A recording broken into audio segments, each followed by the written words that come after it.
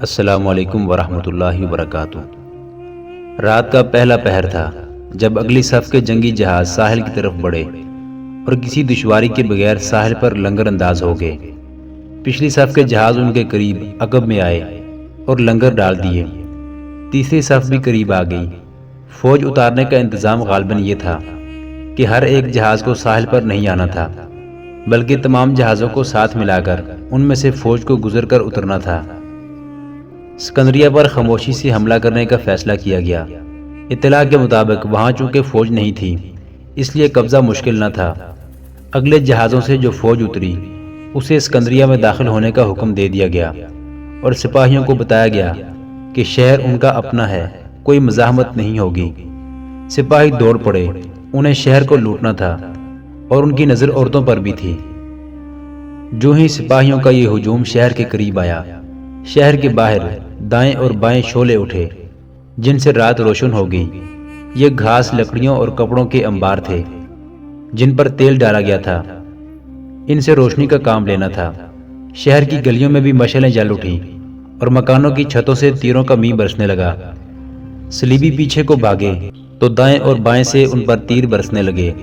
ان کے لیے سنبھلنا مشکل ہو گیا۔ زخمیوں کی چیخو پکار سے رات لرزنے لگی۔ ان صلیبیوں کی تعداد کم و بیش 2000 تھی۔ ان میں سے شاید ہی کوئی زندہ پیچھے گیا ہوگا۔ صلیبی فوج جو ابھی جہازوں میں تھی اسے آگے آنے کا حکم ملا۔ جہازوں میں صلیبیوں کی منجنیقیں آتشی گولے پھینکنے لگی اور دور مار تیر بھی آنے لگے۔ سب سے پیچھے والے 2-3 جنگی جہازوں میں سے شعلے اٹھے۔ صلیبی کپتانوں نے پیچھے دیکھا۔ یوں معلوم ہوتا تھا جیسے سمندر سے آگ کے گولے اٹھتے ہیں اور ان کے جہازوں میں آ کر گرتے ہیں۔ صلیبیوں نے خوش فہمی میں مبتلا ہو کر جہازوں کو ہجوم کی صورت میں اکٹھا کر دیا تھا اور وہ سلطان ایوبی کے پھندے میں آگے تھے۔ دن کے وقت اگلے جہاز کو جو ماہی گیر ملے تھے وہ علی بن سفیان کے محکمے کے آدمی تھے۔ یہ قدرتی سی بات تھی کہ سمندر میں ماہی گیر ملے تو صلیبی کپتان نے ان سے معلومات حاصل کی۔ ماہی گیروں نے غلط معلومات دی۔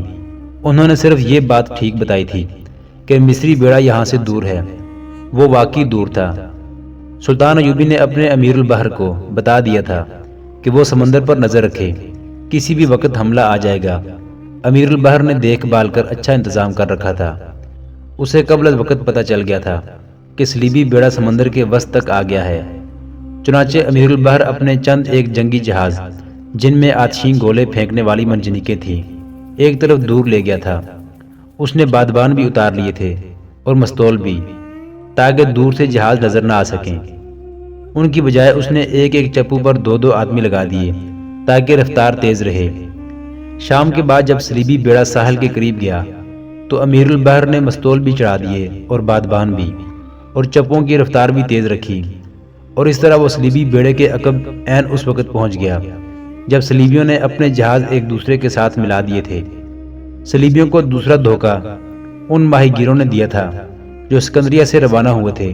انہوں نے صلیبی کمانڈر سے کہا تھا کہ وہ ان کے جاسوس ہیں۔ انہوں نے بتایا تھا کہ اسکندریہ میں کوئی فوج نہیں۔ حقیقت یہ تھی کہ شہر کے ان مکانوں میں جو سمندر کی طرف تھے وہاں صرف فوج تھی۔ شہریوں کو محفوظ حصے میں بھیج دیا گیا تھا۔ سلطان ایوبی کا امیر البحر بہت تھوڑے جہاز لے کر گیا تھا۔ انہوں نے نقصان تو بہت کیا، لیکن دشمن کے کئی ایک جہاز بچ کر نکل گئے۔ دوسروں نے مقابلہ کیا۔ جلتے جہازوں نے رات کو دن بنا دیا تھا۔ اس روشنی میں سلطان ایوبی کے جہاز بھی نظر آنے لگے تھے۔ ان میں سے ایک جہاز صلیبیوں کی منجنیقوں کی زد میں آ گیا۔ امیر البحر نے اپنے جہازوں کو پیچھے ہٹانا شروع کر دیا، کیونکہ دشمن جہازوں کی افراد کی سہولت سے فائدہ اٹھاتے ہوئے گھیرا ڈالنے کی کوشش کر رہا تھا۔ اسکندریہ میں سلطان ایوبی کے جانبازوں نے جوش میں آ کر ساحل پر حلہ بول دیا اور جہازوں پر آتشین تیر پھینکنے لگے۔ یہ جانباز مصر کی فوج کے اس تیسرے حصے کے تھے جسے سلطان ایوبی نے اپنے ہاتھ میں رکھا تھا۔ انہیں غیر فوجی لباس میں اسکندریہ میں مکانوں میں مورچہ بند کیا گیا تھا اور نہایت خاموشی سے شہریوں کو دوسرے مکانوں میں منتقل کر دیا گیا تھا۔ صلاح الدین ایوبی عقل اور دھوکے کی جنگ لڑ رہا تھا اور کم سے کم طاقت استعمال کر رہا تھا۔ اس نے ابھی خاصی نفری اپنے زیر کمان ریزرو میں رکھی ہوئی تھی۔ رات بھر یہ جنگ جاری رہی۔ سمندر میں کئی جہاز جل رہے تھے۔ وہاں قیامت کا منظر بنا ہوا تھا۔ صلیبی بیڑا چونکہ زیادہ تھا، بلکہ سلطان ایوبی کے جہازوں کی نسبت بہت ہی زیادہ، اس لیے صلیبی جہاز تباہی سے نکل کر مسلمانوں کے جہازوں کو گھیرنے کی کوشش کر رہے تھے۔ صورت گھیرنے والی بن گئی تھی۔ رات کو پتہ نہیں چلتا تھا کہ اپنے جہازوں کی کیفیت کیا ہے۔ سلطان ایوبی وہاں موجود تھا۔ اس نے اپنے ان جہازوں کو جنہیں اس نے محفوظہ کے طور پر رکھا ہوا تھا، حکم بھیج دیا کہ صلیبی جہازوں کو دور کا چکر کاٹ کر الجھائیں۔ رات کے پچھلے پہر باقی جہاز بھی مارکے میں شریک ہو گئے۔ اس میں بہادری تو ان ملاحوں کی تھی جو چھوٹی چھوٹی کشتیوں میں اپنے جہازوں کو تیر، آتش گیر مادہ اور گولے پہنچا رہے تھے۔ اپنے جہازوں کو ڈھونڈنا بہت ہی مشکل کام تھا۔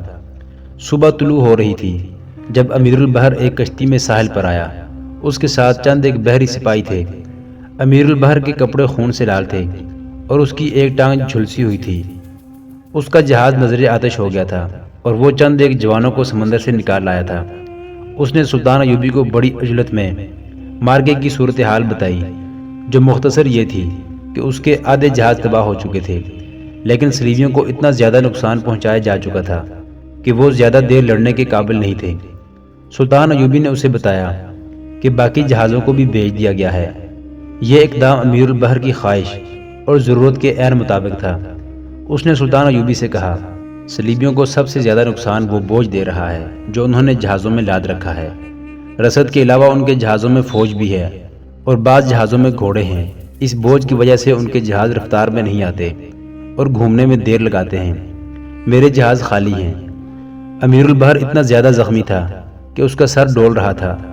سلطان ایوبی نے اپنے طبیب اور جراح کو بلایا، مگر امیر البحر نے پرواہ نہ کی۔ سلطان ایوبی کا ہیڈ کوارٹر ساحل کے چٹانی علاقے میں تھا۔ وہ ایک اونچی چٹان پر کھڑے تھے۔ سورج کی پہلی کرنوں نے سمندر اور ساحل کا جو منظر دکھایا وہ ہیبت ناک تھا۔ جہاں تک نظر جاتی تھی سمندر میں جہاز مست سانڈوں کی طرح سمندر کو چیر رہے تھے۔ بہت سے جہاز جل رہے تھے، بعض مستول ٹوٹ جانے اور بادبان بیکار ہو جانے سے ایک ہی جگہ کھڑے ہچکولے کھا رہے تھے۔ سمندر میں بہت سے انسان تیرتے نظر آ رہے تھے اور موجیں لاشوں کو ساحل پر پھینک رہی تھیں۔ اپنے جہازوں کا کچھ پتہ نہیں چلتا تھا۔ دور مغرب کی طرف سمندر سے مستولوں کے بلائی حصے ابھرے، پھر بادبان نظر آئے۔ جہاز ایک صف میں ایک دوسرے سے دور دور مارکے کی طرف بڑھے آ رہے تھے۔ سلطان ایوبی نے کہا، تمہارے جہاز آ رہے ہیں۔ اس نے ادھر دیکھا، وہاں امیر البحر نہیں تھا۔ امیر البحر اپنے جہازوں کو آتا دیکھ کر سلطان کو بتائے بغیر چٹان سے اتر گیا تھا۔ سلطان ایوبی کو وہ اس وقت نظر آیا جب وہ ایک کشتی میں بیٹھ چکا تھا اور کشتی کا بادبان کھل چکا تھا۔ یہ 10 چپوں کی کشتی تھی۔ سلطان ایوبی نے چلا کر اسے پکارا، سعدی تم واپس آ جاؤ، میں نے تمہاری جگہ ابو فرید کو بھیج دیا ہے۔ امیر البحر دور نکل گیا تھا۔ اس نے بلند آواز سے کہا، یہ میری جنگ ہے، خدا حافظ، اور اس کی کشتی دور ہی دور بڑھتی گئی، پھر نظروں سے اوجھل ہو گئی۔ قاصد نے سلطان ایوبی کو اطلاع دی کہ سکندریہ سے شمال مشرق کی طرف 3 میل دور صلیبیوں کی کچھ فوج اتر آئی ہے اور وہاں خون ریز مارکا لڑا جا رہا ہے۔ سلطان ایوبی نے وہاں جانے کی بجائے کچھ احکام جاری کر دیے اور سمندری جنگ کو دیکھتا رہا۔ اس نے یہ منظر بھی دیکھا کہ صلیبیوں کا ایک جہاز ساحل کے ذرا قریب آ گیا تھا۔ سلطان ایوبی کے بیڑے کا ایک جہاز اس کے قریب آنے کی کوشش کر رہا تھا۔ صلیبیوں نے تیروں کی بوچھاڑیں ماری، لیکن مسلمان ملاحوں نے پرواہ نہ کی۔ وہ اپنے جہاز کو صلیبی جہاز کے اتنا قریب لے آئے کہ کود کر اس میں چلے گئے اور دست بدست لڑ کر جہاز پر قبضہ کر لیا۔ مگر یہ مارکا اتنا سہل نہ تھا جیسا بیان کیا گیا ہے۔ مسلمان بحریہ کے سرفروشوں نے خون اور جان کی بے دریغ قربانی دی۔ وہ 3-3 4-4 جہازوں کے گھیرے میں لڑے، دشمن کے جہازوں میں کود کود کر لڑے، تیروں سے چھلنی ہوئے، مگر اس طرح مارکے میں سے نکلنے کی نہ سوچی جس طرح صلیبی اپنے جہاز نکالنے کی کوشش کر رہے تھے۔ صلیبیوں کی کمر رات کو ہی ٹوٹ گئی تھی۔ ان کے کمانڈر صلیب کا حلف پورا کر رہے تھے اور انہیں صبح تک یہ امید لڑاتی رہی کہ وہ سلطان ایوبی کی قلیل سی بحری قوت پر قابو پا لیں گے، لیکن اگلے دن کے پچھلے پہر تک ان کی کیفیت اتنی بگڑ چکی تھی کہ جہاز بکھر کر ادھر کو ہی جا رہے تھے جدھر سے آئے تھے۔ وہ اپنی زیادہ تر قوت مسلمانوں کے ہاتھوں تباہ کر گئے تھے اور ان کی جو تھوڑی سی فوج ساحل پر اتری تھی وہ سکندریہ سے 3-4 میل دور شمال مشرق میں کچھ کٹ گئی تھی، باقی نے ہتھیار ڈال دیے تھے۔ سلطان ایوبی کی فوج کا دوسرا حصہ ابھی جنگ میں شریک ہی نہیں ہوا تھا۔ سلطان ایوبی کے پاس قاصد آ رہے تھے جا رہے تھے، اور جب اسے یقین ہو گیا کہ صلیبی ناکام ہو گئے ہیں تو اس نے فوج کے دوسرے حصے کو ایک اور محاذ دے دیا۔ عمران کی اطلاع کے مطابق بیت المقدس کی طرف سے بھی صلیبی فوج کو آنا تھا۔ اس کے لیے نور الدین زنگی گھات میں تھا، تاہم پیش بندی کے طور پر سلطان ایوبی نے دفاع مضبوط کر لیا۔ تیسرے حصے کو جو اس نے اپنے زیر کمان ریزرو میں رکھا ہوا تھا، ان صلیبیوں کو پکڑنے پر لگا دیا جو سمندر سے نکل رہے تھے۔ سورج کی آخری کرنوں نے سلطان ایوبی کو یہ منظر دکھایا کہ صلیبیوں کے وہی جہاز نظر آ رہے تھے جو جل چکے تھے اور ابھی ڈوبے نہیں تھے، یا وہ جنہیں پکڑ لیا گیا تھا، یا ان جہازوں کے بادبان نظر آ رہے تھے جو واپس جاتے ہوئے دور ہی دور ہٹتے جا رہے تھے۔ اس کی اپنی بحریہ کے جہاز جو بچ گئے تھے ساحل کی طرف آ رہے تھے۔ دیکھنے والوں نے اندازہ لگایا کہ سلطان کی آدھی بحریہ مصر پر قربان ہو گئی تھی۔ کشتیاں ساحل پر آ رہی تھیں، ان میں وہ سپاہی آتے تھے جو زخمی تھے یا سمندر سے نکالے گئے تھے، ان کے جہاز تباہ ہو گئے تھے۔ ایک کشتی اس چٹان کے قریب آ کے ساحل سے لگی جس پر سلطان ایوبی کھڑا تھا، اس میں کسی کی لاش تھی۔ سلطان ایوبی نے بلند آواز سے پوچھا، یہ کس کی لاش ہے؟ امیر البحر سعدی بن سعد کی، ایک ملاح نے جواب دیا۔ سلطان ایوبی دوڑ کر نیچے اترا، لاش سے کپڑا ہٹایا۔ اس کے امیر البحر کی لاش خون سے لال ہو چکی تھی۔ ملاحوں نے بتایا کہ امیر البحر نے ایک جہاز تک پہنچ کر بحریہ کی کمان لے لی تھی اور جنگ لڑاتے رہے۔ انہوں نے اس جہاز پر اپنی ایک کمان کا جھنڈا چڑھا دیا تھا۔ غالباً یہی وجہ تھی کہ صلیبیوں کے 4 جہازوں نے انہیں گھیر لیا۔ ان میں سے 2 تباہ ہوئے اور امیر البحر کا جہاز بھی تباہ ہو گیا۔ اس وقت تک مارکا ختم ہو چکا تھا۔ سلطان ایوبی نے امیر البحر کی لاش کا ہاتھ چوما اور کہا، تم سمندر کے فاتح ہو، میں کچھ بھی نہیں۔ اس نے جہاں یہ حکم دیا کہ دشمن کے جو جہاز پیچھے رہ گئے ہیں ان سے سامان نکالا جائے، وہاں جذباتی لہجے میں کہا، تمام کشتیاں سمندر میں ڈال دو اور کسی شہید کی لاش سمندر میں نہ رہنے دو، انہیں یہیں دفن کرنا جہاں بحیرہ روم کی ہوائیں ان کی قبروں کو ٹھنڈی رکھیں۔ بحری شہیدوں کی تعداد کم نہیں تھی۔ بیت المقدس سے صلیبیوں کی فوج کوچ کر چکی تھی اور آدھا راستہ طے کر آئی تھی۔ انہیں کچھ خبر نہیں تھی کہ ان کی بحریہ اپنے انجام کو پہنچ چکی ہے۔ اس کے قلب میں صلیبیوں کا مشہور جنگجو حکمران ریجنالڈ تھا۔ اس کی فوج کے بھی 3 حصے تھے، ایک آگے تھا، دوسرا کچھ دور پیچھے درمیان میں، اور تیسرا بہت دائیں کو ہٹ کر آ رہا تھا۔ اس کی متحدہ کمان ریجنالڈ کے پاس تھی اور اسے یہ توقع تھی کہ وہ سلطان ایوبی کو بے خبری میں جا لے گا۔ تصوروں میں اسے قاہرہ نظر آ رہا تھا۔ گھوڑا گاڑیوں کے قافلے رسد بھی ساتھ لا رہے تھے۔ سکندریہ سے بہت دور شمال مشرق میں ایک وسیع خطہ ریت اور مٹی کے ٹیلوں اور نشیب و فراز کا ہوا کرتا تھا۔ 8 صدیوں نے اس خطے کو اب ویسا نہیں رہنے دیا۔ اس کے قریب باقی علاقہ صحرا تھا اور اس صحرا میں پانی بھی تھا۔ ریجنالڈ نے ایک پڑاؤ وہاں کیا۔ اس کی فوج کا اگلا حصہ آگے نکل گیا تھا۔ دائیں طرف والا حصہ دور تھا۔ آدھی رات کا وقت ہوگا۔ ریجنالڈ کے کیمپ میں قیامت برپا ہو گئی۔ اس کے کچھ بھی پلے نہ پڑا کہ یہ قیامت آسمان سے ٹوٹی ہے یا اس کی اپنی فوج نے بغاوت کر دی ہے۔ اس کے وہم و گمان میں بھی نہ تھا کہ وہ نور الدین زنگی کی گھات میں آ گیا ہے۔ زنگی نے کئی دنوں سے اپنی فوج کو ٹیلوں اور نشیب و فراز کے اس علاقے میں لا کے بٹھا رکھا تھا۔ اس نے یہ سوچا تھا کہ یہاں پانی قریب ہے، اس لیے صلیبی یہاں پڑاؤ کریں گے۔ صلیبی فوج کا اگلا حصہ آگے نکل گیا تو زنگی کے کمانڈروں کو مایوسی ہوئی۔ انہیں یہ حکم دیا گیا تھا کہ رات کو پڑاؤ پر حملہ کرنا ہے۔ وہاں پڑاؤ نہ ہوا۔ بہت دیر بعد انہیں دور سے گرد کے بادل نظر آئے تو وہ سمجھے کہ آندھی آ رہی ہے۔ صحرائی آندھی بڑی خوفناک ہوا کرتی ہے، لیکن یہ آندھی نہیں، صلیبی فوج کا درمیانی حصہ تھا جو اسی جگہ آ کر رک گیا جہاں نور الدین زنگی کو توقع تھی۔ صلیبیوں نے خیمے نہ لگائے کیونکہ انہیں صبح کوچ کرنا تھا۔ جانوروں کو الگ باندھ دیا گیا اور پھر سورج ڈوب گیا۔ آدھی رات کو زنگی کے دستے جو گھات میں تھے باہر آئے۔ یہ سب سوار تھے۔ انہوں نے پہلے تو اندھیرے میں تیروں کا می برسایا اور جب سوئے ہوئے سپاہیوں میں بگدڑ مچی تو سواروں نے گھوڑے سر پر دوڑا دیے۔ وہ اندھا دھند برچھیاں اور تلواریں چلاتے گئے اور آگے نکل گئے۔ صلیبی سنبھلنے نہ پائے تھے کہ سواروں نے پھر ہلا بول دیا۔ صلیبیوں کے بندھے ہوئے گھوڑوں کی رسیاں کھول دی گئی۔ یہ سب بھاگ اٹھے۔ ریجنالڈ وہاں سے بھاگ گیا اور دائیں حصے والی فوج میں جا پہنچا۔ یہ حصہ کہیں دور پڑاؤ کیے ہوئے تھا۔ نور الدین زنگی اسی طرف تھا۔ اس ساری فوج کی رسد پیچھے آ رہی تھی۔ زنگی نے اس کے لیے الگ دستے مقرر کر رکھے تھے۔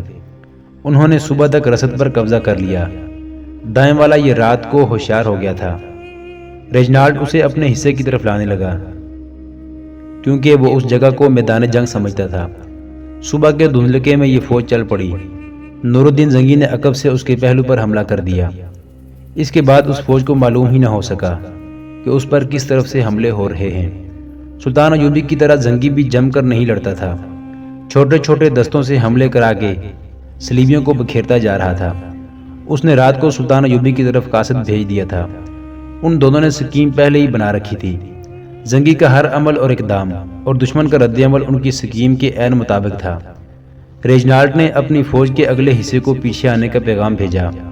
4 روز ریجنالڈ اور زنگی میں لامحدود وسعت میں مارکے ہوتے رہے۔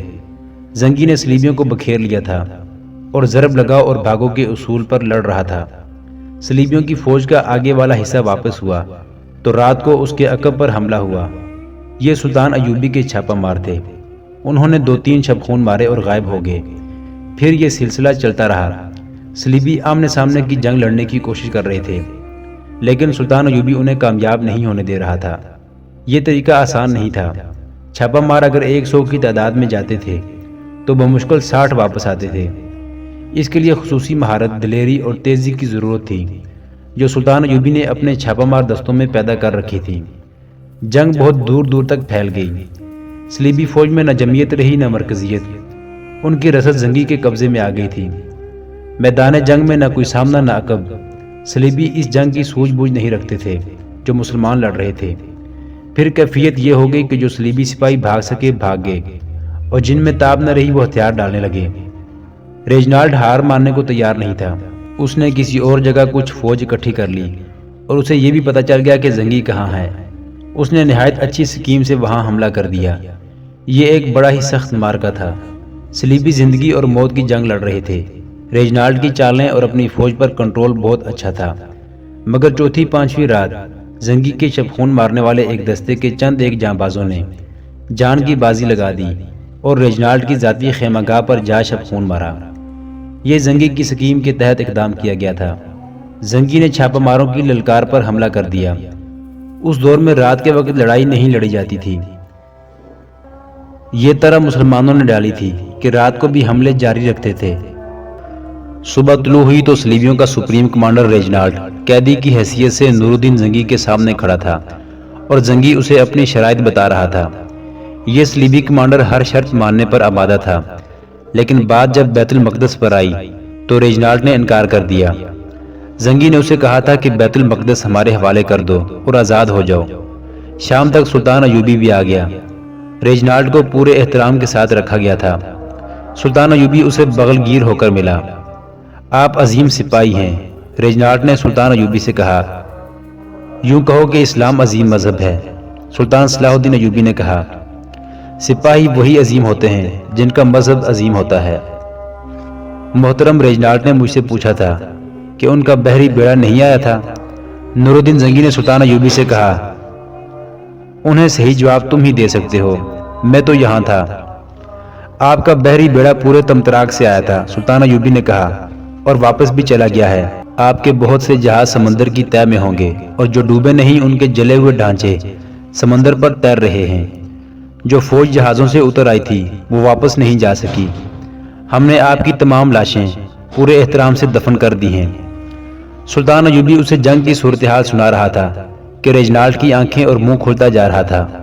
اسے یقین بھی نہیں آ رہا تھا کہ یہ رویداد سچی ہے۔ اگر یہ سچ ہے تو آپ مجھے بتا سکتے ہیں کہ یہ کیوں کر ممکن ہوا؟ ریجنالڈ نے پوچھا۔ یہ راز اس روز آپ پر فاش کروں گا جس روز فلسطین سے صلیب کا آخری سپاہی بھی نکل جائے گا، نور الدین زنگی نے کہا۔ آپ کی یہ شکست آخری نہیں، کیونکہ آپ اس سرزمین سے نکلنے پر آمادہ نظر نہیں آتے۔ میں آپ کو اپنے علاقے دے دوں گا، ریجنالڈ نے کہا۔ مجھے رہا کر دیں، جنگ نہ کرنے کا معاہدہ بھی کروں گا۔ آپ کی سلطنت بہت وسیع ہو جائے گی۔ ہمیں اپنی سلطنت کی ضرورت نہیں، سلطان ایوبی نے کہا۔ ہمیں خدا کی سلطنت قائم کرنی ہے، اسلام کی سلطنت جس کی وسعت کا آپ تصور بھی نہیں کر سکتے۔ آپ کا مقصود اسلام کی بیخ کنی ہے، جو ممکن نہیں۔ آپ نے فوجیں استعمال کر کے دیکھی ہیں، بحری بیڑا بھی آزما لیا ہے، اپنی بیٹیوں کو بھی استعمال کر کے دیکھا ہے۔ آپ نے ہماری قوم میں غدار بھی پیدا کیے ہیں۔ گزشتہ 1 صدی میں آپ نے کتنی کامیابی حاصل کی ہے۔ کیا یہ میں آپ کو یاد دلاؤں کہ ہم نے اسلام کو کہاں کہاں سے نکالا ہے؟ ریجنالڈ نے کہا، اسلام تو بحیرہ روم کے پاس پہنچ گیا تھا، اسپین سے اسلام کی پسپائی کیوں ہوئی؟ روم آپ کے ہاتھ سے کیوں نکلا؟ سوڈان آپ کا کیوں دشمن ہوا؟ صرف اس لیے کہ ہم نے تمہارے اسلام کے محافظوں کو خرید لیا تھا۔ آج بھی تمہارے حکمران بھائی ہمارے زر خرید غلام ہیں، ان کی ریاستوں میں مسلمان رہ گئے ہیں، اسلام ختم ہو گیا ہے۔ ہم وہاں اسلام کو زندہ کریں گے دوست، سلطان ایوبی نے کہا۔ آپ خواب دیکھ رہے ہیں صلاح الدین ایوبی، ریجنالڈ نے کہا۔ آپ دونوں کب تک زندہ رہیں گے؟ کب تک لڑنے کے قابل رہیں گے؟ اسلام کی پاسبانی کب تک کرو گے؟ میں آپ دونوں کو خراج تحسین پیش کرتا ہوں کہ آپ سچے دل سے اپنے مذہب کے پاسبان اور بہی خواہ ہیں، لیکن آپ کی قوم میں مذہب کو نیلام کرنے والوں کی تعداد زیادہ ہے اور ہم خریدار ہیں۔ اگر آپ ہمارے ساتھ جنگ و جدل کی بجائے اپنی قوم کو زر پرستی، لذت پرستی اور تایید پسندی سے بچانے کی مہم چلائیں تو ہم یہاں ایک دن نہ ٹھہر سکیں گے۔ مگر میرے دوستو، آپ اس مہم میں کامیاب نہیں ہوں گے، جس کی وجہ یہ ہے کہ عیاشی آپ کی قوم میں نہیں آئی، بلکہ قوم کے سربراہ اور حکمران عیاش ہو گئے ہیں۔ اس حقیقت سے آپ چشم پوشی نہ کریں کہ جو برائی حکمرانوں کی طرف سے شروع ہوتی ہے وہ قوم میں رواج کی صورت اختیار کر جاتی ہے۔ اس لیے ہم نے آپ کے حکمرانوں کو اپنے جال میں پھانسا ہے، اور میں آپ کو یہ بھی بتا دوں کہ مجھے قتل کر دیں، مجھ جیسے چند اور صلیبی حاکموں کو قتل کر دیں، اسلام کو بہرحال ختم ہونا ہے۔ ہم نے جس مرض کا زہر آپ کی قوم کی رگوں میں ڈال دیا ہے وہ بڑھے گا، کم نہیں ہوگا۔ وہ ایسی حقیقت بیان کر رہا تھا جس سے نور الدین زنگی اور صلاح الدین ایوبی انکار نہیں کر سکتے تھے۔ تاہم وہ صلیبیوں پر بہت بڑی فتح حاصل کر چکے تھے، اور ایک صلیبی بادشاہ جو صلیبیوں کا سپریم کمانڈر تھا ان کے پاس جنگی قیدی تھا۔ اس کے علاوہ اور بھی بہت سے قیدی ہاتھ آئے تھے۔ یہ صرف ایک جاسوس کا کارنامہ تھا جو اکرا سے اس حملے کی خبر بر وقت لے آیا تھا۔ محترم ناظرین، سلطان صلاح الدین ایوبی کی زندگی کے واقعات پر مشتمل سیریز دیکھنے کے لیے چینل کو سبسکرائب ضرور کر لیں۔ گزشتہ اقساط دیکھنے کے لیے چینل پر پلے لسٹ کا وزٹ کریں۔ ویڈیو کو لائک اور شیئر ضرور کیجیے۔ کمنٹ باکس میں اللہ اکبر ضرور ٹائپ کریں۔ اللہ آپ کا حامی و ناصر ہو۔